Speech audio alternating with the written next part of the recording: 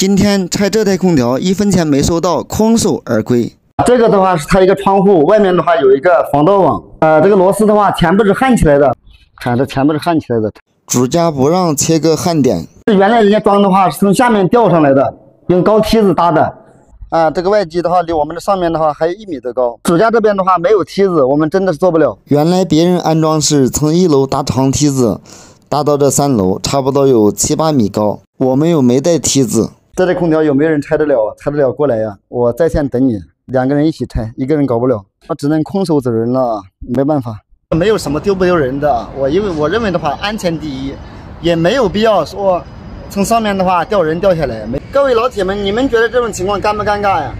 作为一个专业拆空调的，结果拆不了空调，我这边的话没有安全的话，我是不拆的。现在也是芭蕉的季节啊。